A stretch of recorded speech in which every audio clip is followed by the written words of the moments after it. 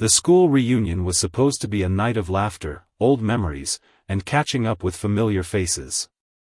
But for one woman, it was a night she had been dreading for years. Years ago, she had been the quiet girl in class, the one who was often overlooked or, worse, mocked by a few cruel classmates.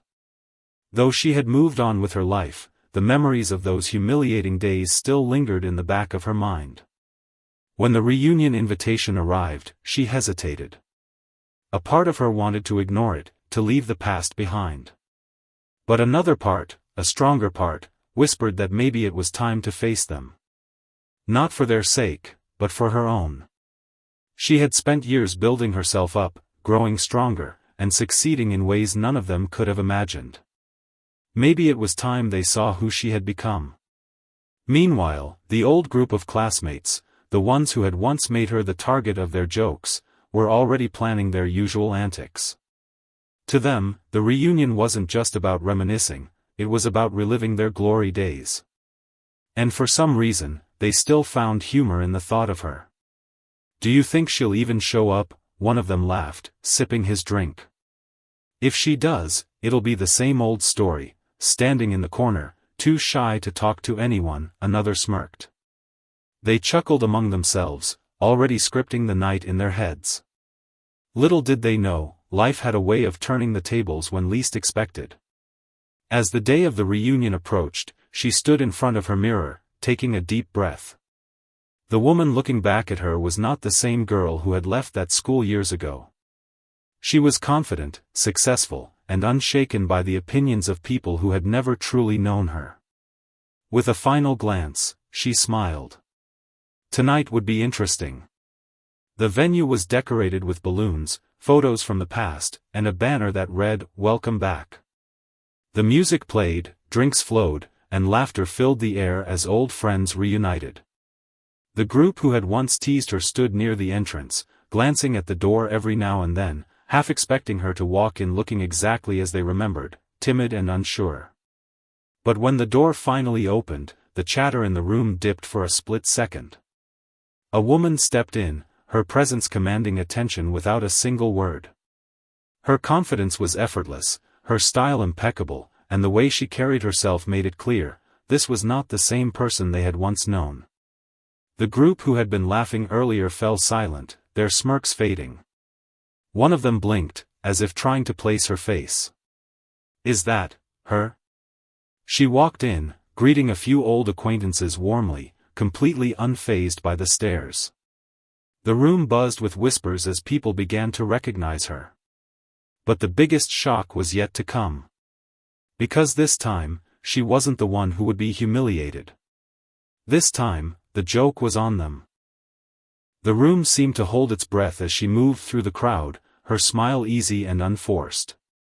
People who had once barely noticed her now strained to catch her eye, suddenly eager to reconnect. A few former classmates approached hesitantly, their curiosity outweighing their hesitation.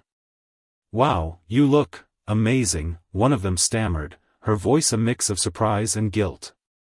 She simply nodded, her expression warm but guarded. "Thank you. It's been a long time." The group that had once mocked her stood frozen near the drinks table, their earlier confidence crumbling. One of them, the ringleader back in the day, cleared his throat and forced a laugh. "Guess some people really change, huh?" But his attempt at casual humor fell flat. No one joined in. The energy had shifted, and for the first time, he felt uneasy under the weight of the room's attention that was no longer on him, but on her. Meanwhile, whispers spread like wildfire. "Did you hear what she does now? I saw her on a magazine cover last month. She owns her own company, can you believe it?" Each murmur chipped away at the old narrative, the one where she was just the quiet girl they could laugh at. Reality was rewriting the story right in front of them. One of the women from the old group, the one who had always been the quickest with a cruel joke, suddenly felt a pang of regret. She had spent years thinking she was better, funnier, more, but now, faced with the woman her former target had become, she couldn't help but wonder, had she ever really been anything at all? The night wore on, and the atmosphere grew stranger. The people who had once ignored her now hung on her every word. The ones who had mocked her either avoided her completely or tried, awkwardly, to strike up conversation. Then came the moment no one expected. The reunion organizer tapped a glass for attention. "All right, everyone. Time for our 'Where Are They Now?' segment." A few groans and chuckles rose from the crowd. It was a cheesy tradition, short speeches from volunteers about their lives since school. Most years, it was just a parade of humble brags and exaggerated achievements. But this year was different. Because this year, she raised her hand. The room fell silent again. Even the organizer looked surprised. "Oh. Yes. Come on up." She walked to the front, the click of her heels the only sound in the hushed room. For a moment, she just looked at them all, really looked. The faces from her past, some kind, some cruel, most somewhere in between. Then she smiled. "I wasn't going to come tonight," she began, her voice steady. "But then I realized something. I spent years thinking about this place, about all of you, wondering if I'd ever really moved on. And then it hit me, the only person who still cared about the past, was me." A ripple of discomfort passed through the crowd. "So tonight isn't about proving anything," she continued. "It's just about closing a chapter. And for anyone out there who's still holding on to old grudges, old jokes, old ideas about people." Her gaze lingered just a second too long on the group by the drinks table. "Maybe it's time to let go." No one moved. No one spoke. Then, from the back of the room, someone started clapping. And just like that, the spell was broken. The applause spread, hesitant at first, then louder, until even the ones who had once laughed at her found themselves joining in, not out of pity, but respect. As she stepped down, the ringleader of the old group finally found his voice. "Hey," he called out, louder than he meant to. She turned. "I'm happy for you," he said, the words stiff but sincere. She studied him for a moment, then nodded. "Thank you." And with that, she walked away, leaving him, and the rest of them, to sit with the weight of their own choices. The night wasn't over yet. But one thing was clear. No one would forget this reunion. The applause died down, but the energy in the room had changed. Conversations now buzzed with a different tone, less about nostalgia, more about the present. People clustered in small groups, some stealing glances at her, others pretending not to. The ones who had once treated her poorly shifted uncomfortably, their earlier bravado replaced by something quieter. Shame? Regret? Or just the uncomfortable realization that time had a way of revealing truth. She moved through the crowd gracefully, exchanging brief but warm words with old classmates who now seemed genuinely interested in her life. A few even apologized, awkwardly, indirectly, for how they'd acted years ago. She accepted their words with a simple nod, neither dismissing them nor making it easier for them. Some wounds ran deep, and forgiveness wasn't something she owed anyone. Meanwhile, the old group huddled near the bar, their usual loud banter replaced by tense murmurs. "Did you see how everyone looked at her?" one of them muttered, swirling his drink nervously. "Yeah, well, people love a comeback story," another scoffed, though his voice lacked its usual bite. The woman who had once been the quickest with a cruel joke stayed silent, staring into her glass. She had spent years believing high school was her peak, that the social hierarchy they'd built back then would last forever. But now, faced with the undeniable proof that life moved on, that people grew, changed, succeeded, she felt something unsettling. Was she the one who had been left behind? Across the room, an old teacher, now retired, approached her with a proud smile. "I always knew you'd do great things," the teacher said, patting her arm. "You had a quiet strength, even back then." She smiled, touched. "Thank you. That means a lot." It was strange, she thought, how the people who had actually seen her back then, the teachers, the few kind classmates, were the ones who weren't surprised by her success. The ones who had overlooked her or mocked her. They were the ones acting like her transformation was some kind of magic trick. As the night wore on, the reunion organizer announced a dance floor opening. Music pumped through the speakers, and slowly, the atmosphere lightened. People laughed, danced, drank, falling back into the easy rhythm of a party. But then, something unexpected happened. The ringleader of the old group, the one who had always been the loudest, the cruelest, broke away from his friends and walked toward her. His steps were hesitant, his usual swagger gone. When he reached her, he cleared his throat. "Can we talk?" he asked, his voice low. She studied him for a moment, then nodded, stepping slightly aside where the music wasn't as loud. "Look," he began, rubbing the back of his neck. I owe you an apology." She raised an eyebrow but said nothing. "The way we treated you back then, it wasn't right. And seeing you now, how far you've come. I just wanted to say I'm sorry." The words hung between them, heavy and raw. She took a deep breath. "Why now?" He blinked. "What? Why apologize now? Because I'm successful? Because people respect me? What if I'd shown up tonight exactly the same as I was back then, would you still be saying this?" His face flushed. He didn't have an answer. She sighed. "I appreciate the apology. But don't do it for me. Do it for you."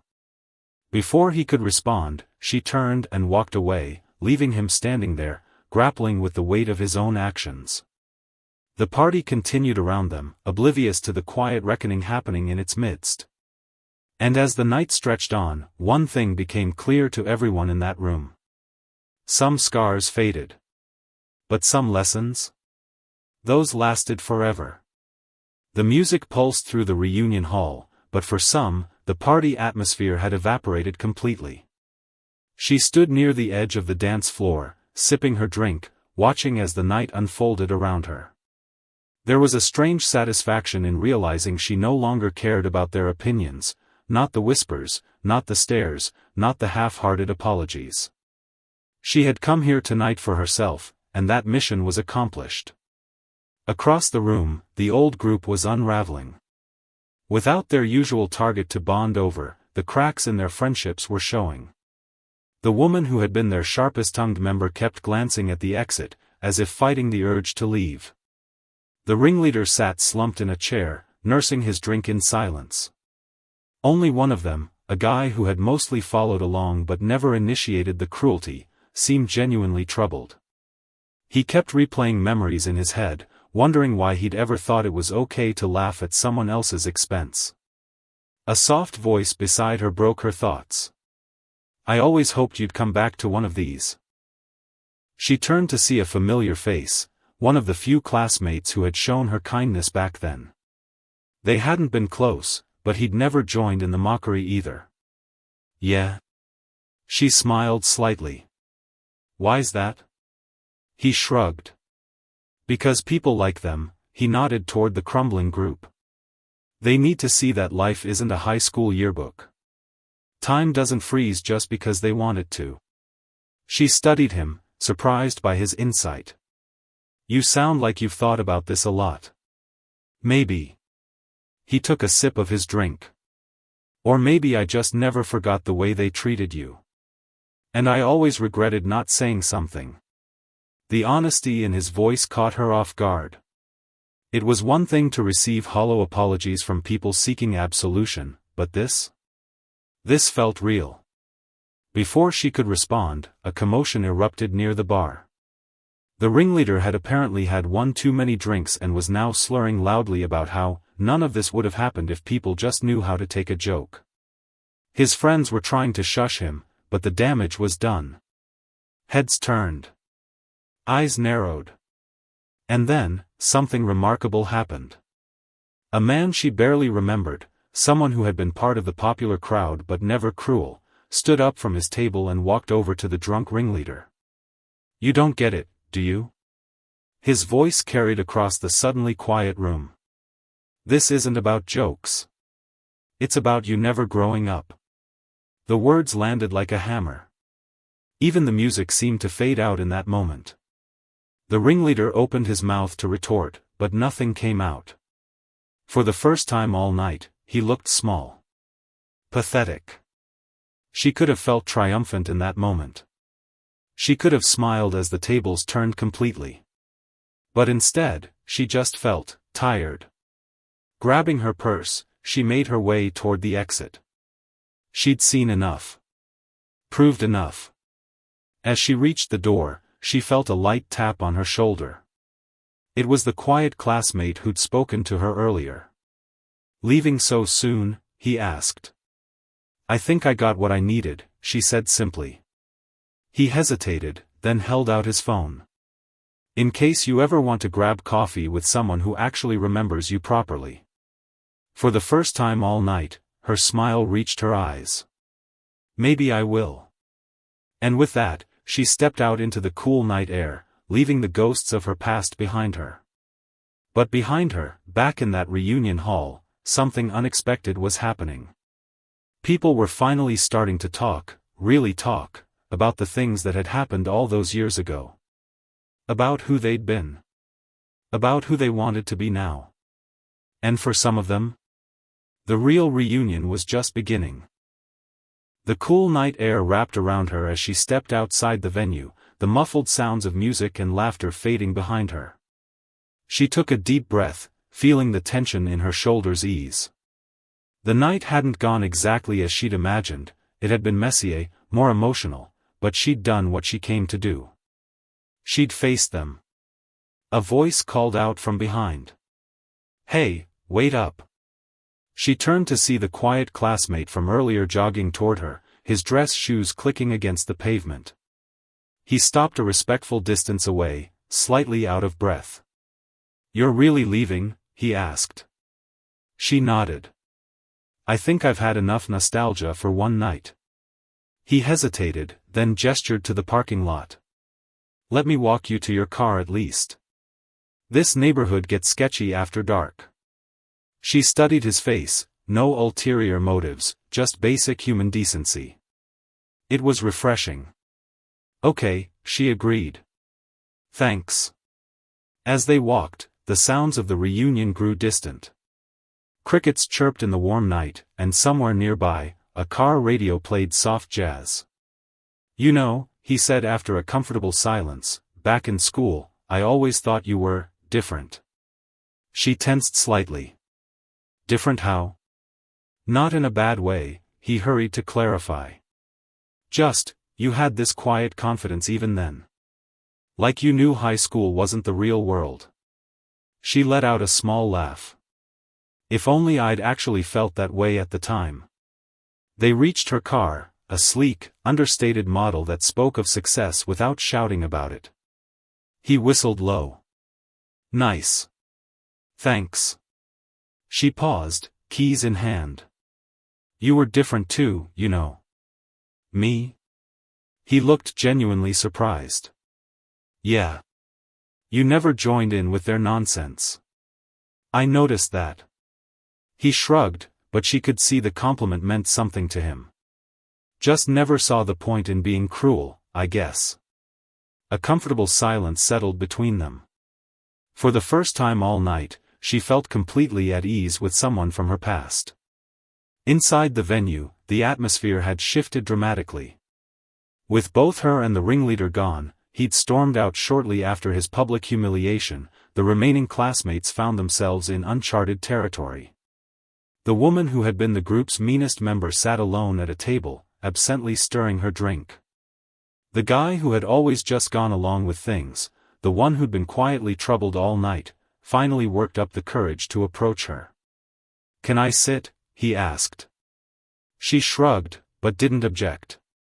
He took a deep breath. "We were really awful to her, weren't we?" The woman's stirring stopped. Her shoulders tensed. "Yeah. We were. No excuses. No justifications. Just the simple, painful truth." Across the room, other conversations were happening, real ones. People who had once considered themselves bystanders were now admitting they should have spoken up. Others were realizing how much energy they'd wasted caring about high school hierarchies that meant nothing in the real world. Meanwhile, outside, she was still standing by her car, surprised to find herself not quite ready to leave. "You hungry?" her companion asked suddenly. "There's a 24-hour diner about 5 minutes from here. Best pancakes in the city." She hesitated. This wasn't part of her plan. But then again, neither was having a halfway decent conversation with someone from her past. "You know what?" she said, unlocking her car. "I could eat. Lead the way." As they drove off in separate cars, the reunion continued behind them, but the real story was no longer about what had happened years ago. It was about what happened next. The diner's fluorescent lights buzzed overhead as they slid into a vinyl booth, the smell of coffee and bacon grease thick in the air. A waitress with tired eyes and a name tag reading, "Darlene," dropped 2 menus on the table without breaking stride. He grinned. "Charming, right?" She found herself smiling back. "Exactly what I pictured."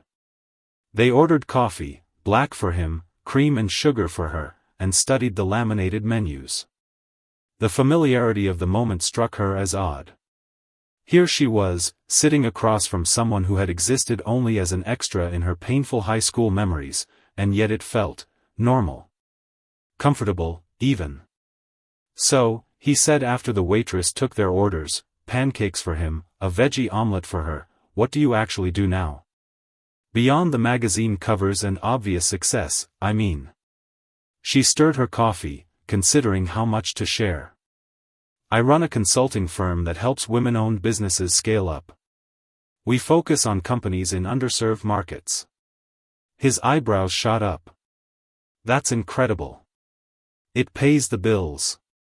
She kept her tone light, but she couldn't help the small spark of pride. "What about you?" "Me? Oh, I'm just a boring old high school physics teacher." She nearly choked on her coffee. "You're joking." "What?" He looked genuinely confused.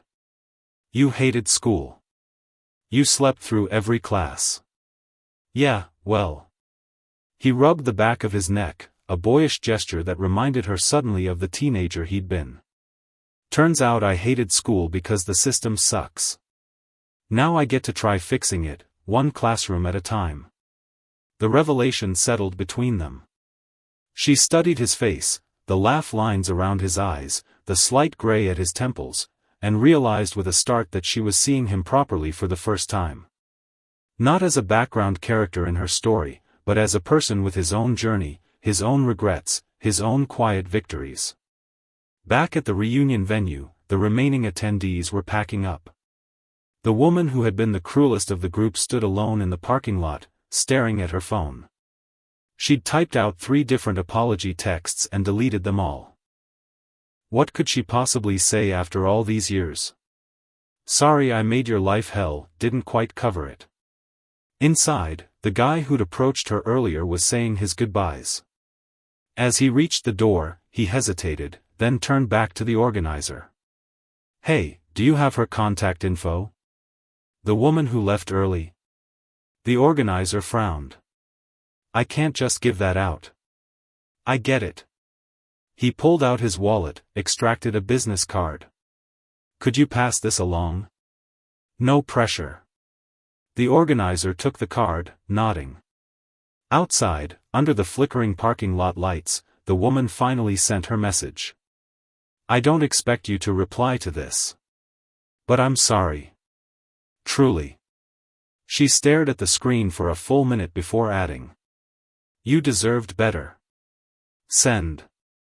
At the diner, their food arrived, golden pancakes dripping with syrup, an omelette fluffy enough to justify its own menu description. They ate in comfortable silence for a while, the kind that only exists between people who don't feel the need to perform for each other. "So," he said finally, wiping syrup from his chin, "was tonight as terrible as you expected?"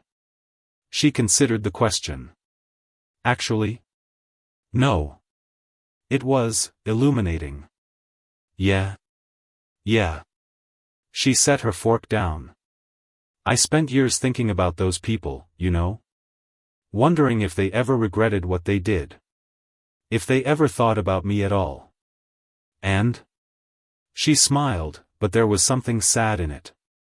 Turns out the answer doesn't matter nearly as much as I thought it would. The check came. They fought over it briefly, he insisted, she relented, and then they were back in the parking lot, standing between their cars in the dim glow of a flickering streetlight. This was nice, she said, and meant it. Yeah. He hesitated. Listen, if you ever want to grab coffee again. I'd like that. They exchanged numbers, the modern-day equivalent of passing notes in class. As she drove away, she realized something surprising. For the first time in as long as she could remember, she was leaving a high school-related event without a pit in her stomach. And that? That felt like progress. The vibration of her phone against the nightstand woke her just past dawn. She blinked against the morning light, fumbling to check the screen. Unknown number, you probably don't remember me.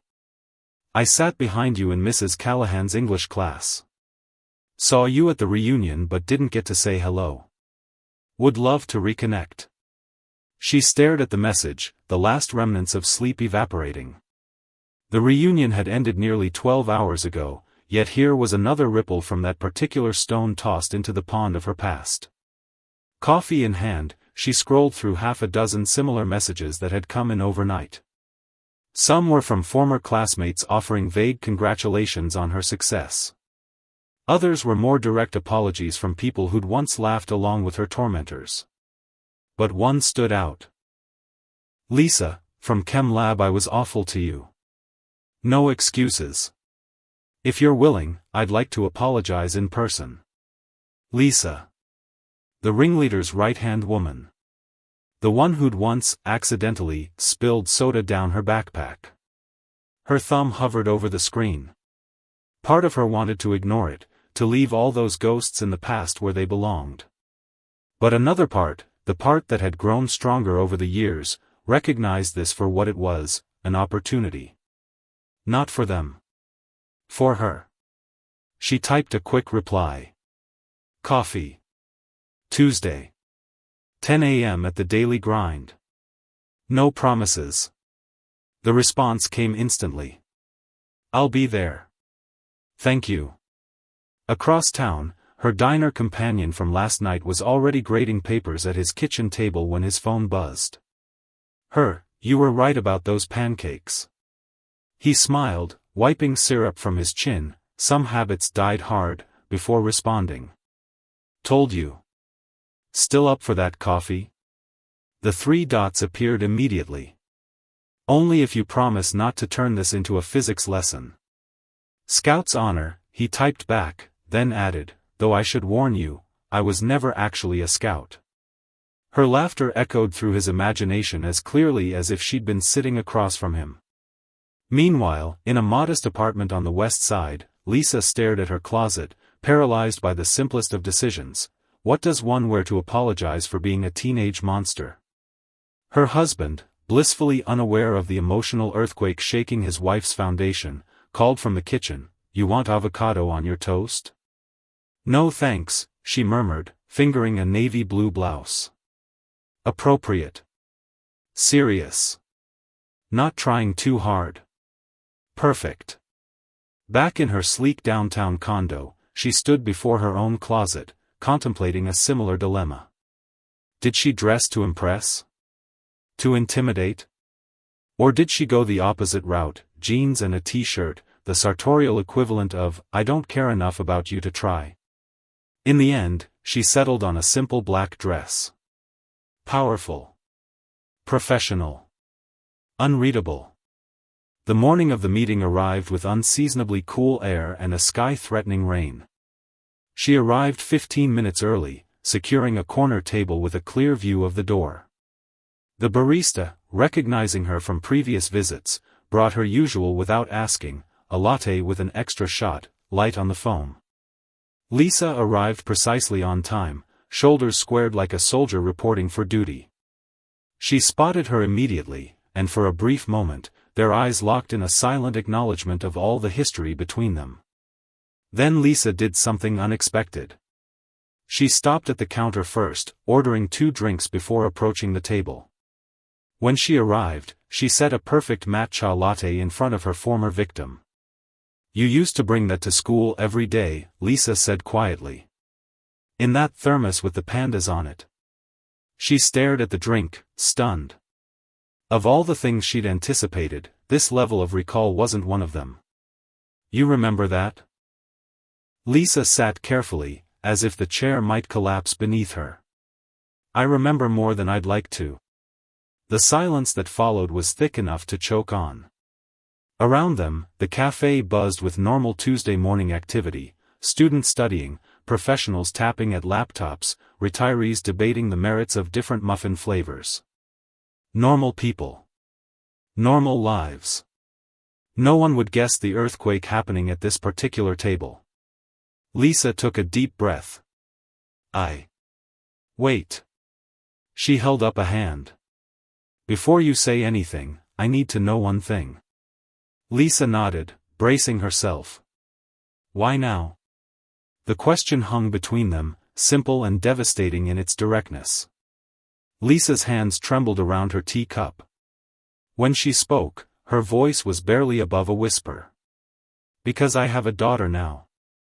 And the thought of someone treating her the way I treated you." Her breath hitched. The unspoken ending to that sentence was more powerful than any elaborate apology could have been. She studied this woman, once her tormentor, now just another flawed human being trying to do better, and felt something unexpected. Pity. Not the condescending kind, but the sort that recognizes how heavy the weight of regret can be. "I appreciate the apology," she said carefully. "But I need you to understand something. Today?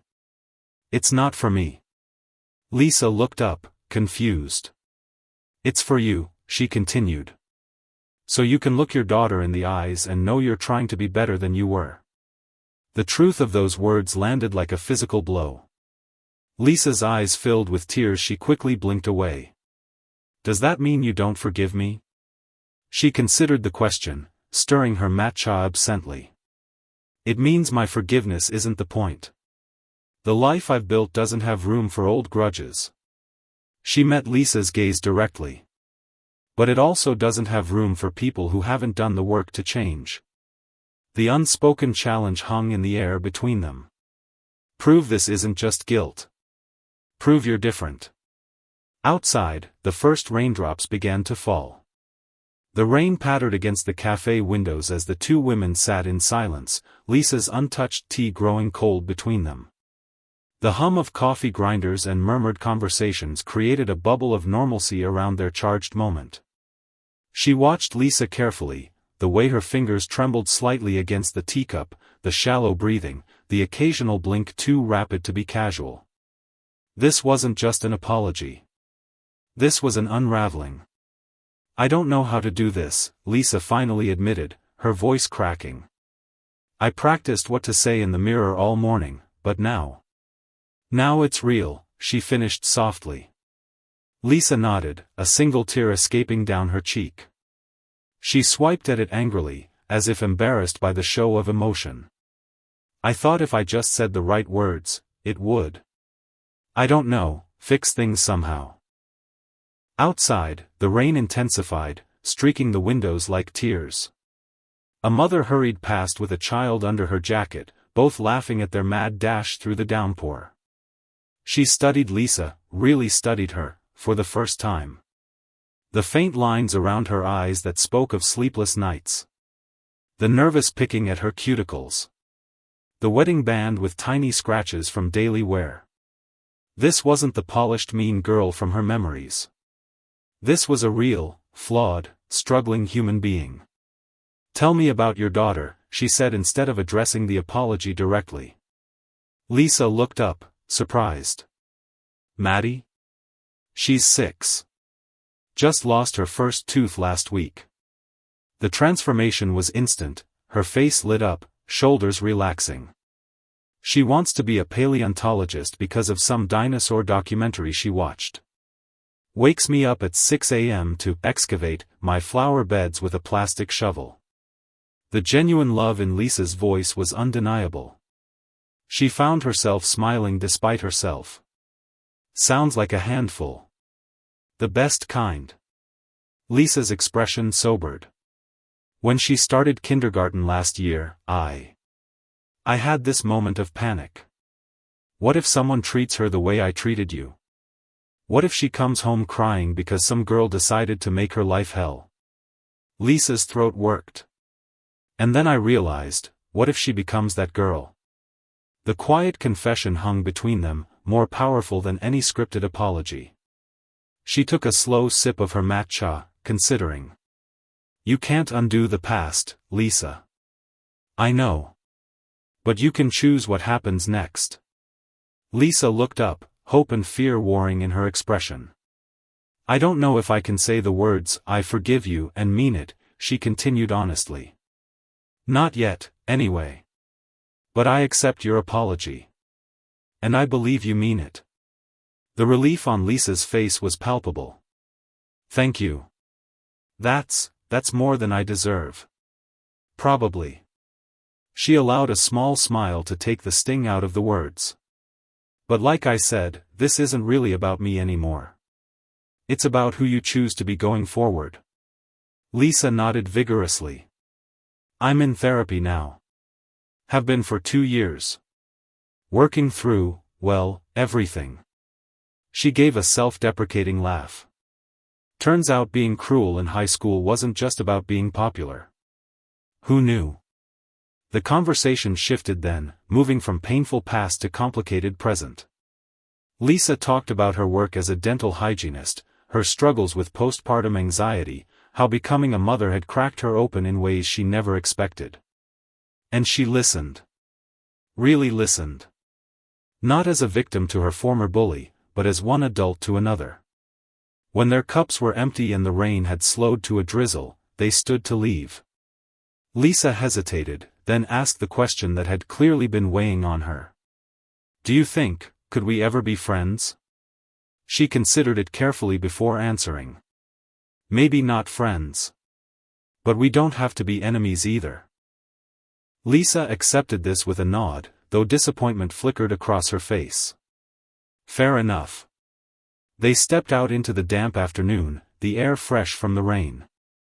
As they parted ways, Lisa turned back one last time.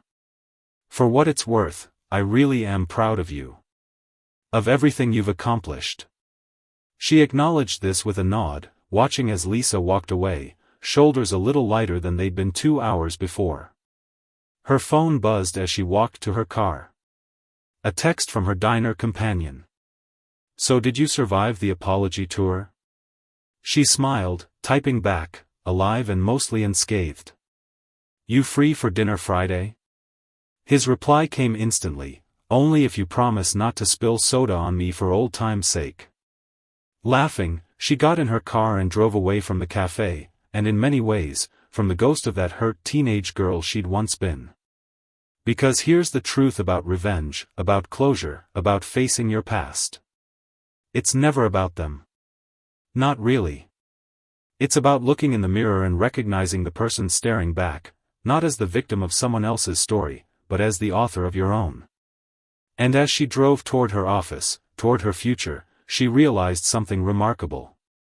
For the first time in 20 years, when she thought about high school, it didn't hurt anymore.